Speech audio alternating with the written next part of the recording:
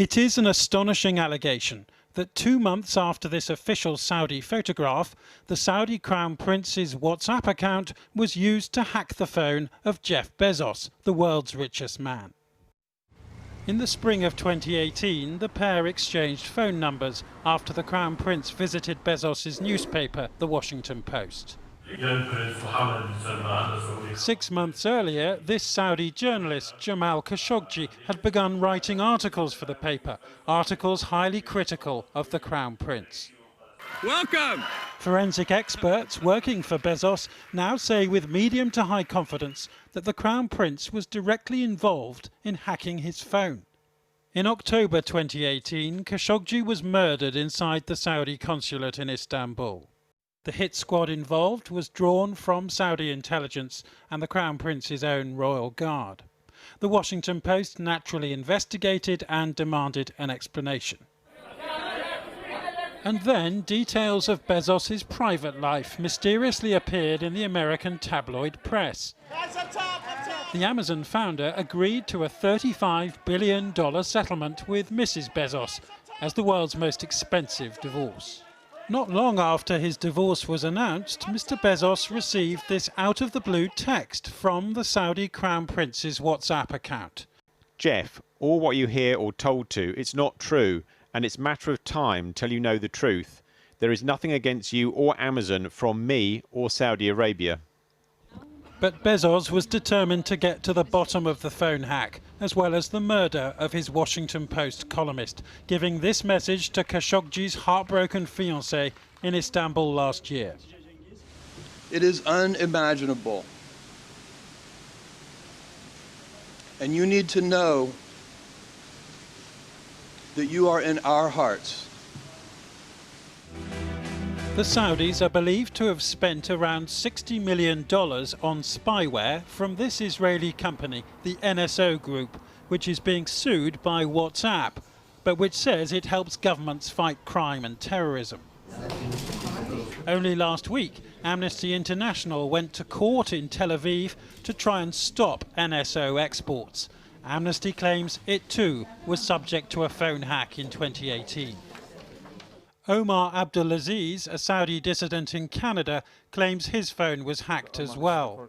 He exchanged hundreds of texts with his friend Jamal Khashoggi and fears they may have led to the journalist's murder. God help us, Khashoggi wrote when he found out about the alleged phone hack.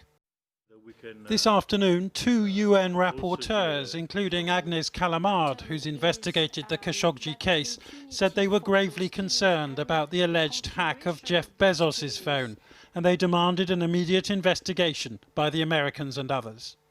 The information we have received suggests the possible involvement of the Crown Prince in surveillance of Mr. Bezos in an effort to influence, if not silence, the Washington Post reporting on Saudi Arabia.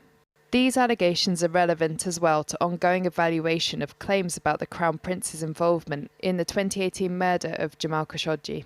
Well, I think absurd is exactly the right word. The idea that the Crown Prince would hack Jeff Bezos' phone is absolutely silly. And my understanding of the UN report, it's not actually a report, it's a statement based on a report by a private company that has not been vetted by any independent agency, and that has, in its own conclusions, no hard evidence to substantiate the claims it's making. Investigators working for the Amazon founder believe this man probably procured the spy technology. He's the Crown Prince's former media advisor, also described by the US government as part of the operation which led to Khashoggi's killing. Still, the Crown Prince was literally centre stage at last year's G20 summit. And with no government prepared to back a full UN investigation, he's also on course to host this year's G20 event. Well, I've been speaking to the Arab human rights activist and writer Ayad al-Baghdadi via the internet from Oslo. He's been investigating this hack with the Bezos security team, and I began by asking him what they'd discovered. There were certain private exchanges, and there was a certain file that was sent from MBS's WhatsApp account to Jeff Bezos on the 1st of May.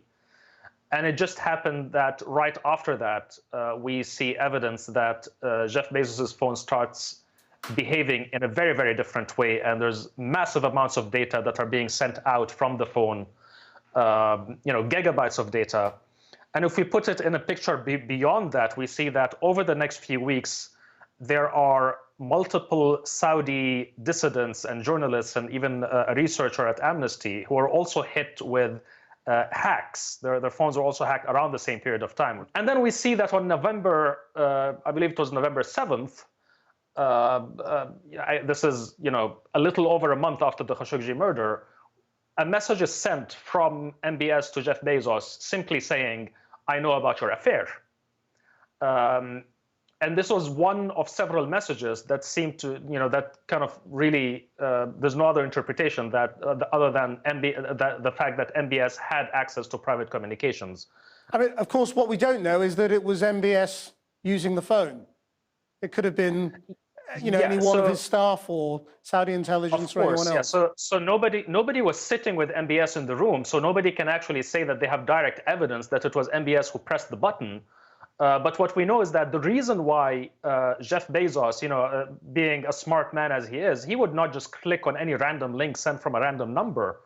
The reason why he would actually click on such a link is because it was sent by a head of state who he had just met a few weeks ago or a few days ago. It doesn't make sense, though, does it, for Saudi Arabia to want to alienate a massive business tycoon like Jeff Bezos? Why do you think they would want to do this? Well, it's beyond that. It's really the fact that Jeff Bezos, being the owner of the Washington Post, he's ultimately the boss of Jamal Khashoggi. And MBS, and again, this is something we can see clearly from Saudi Disinformation Network,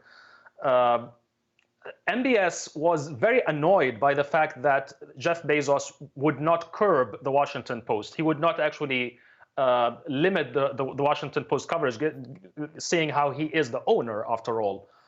Of course, it does not make sense for them to alienate the richest man in the world.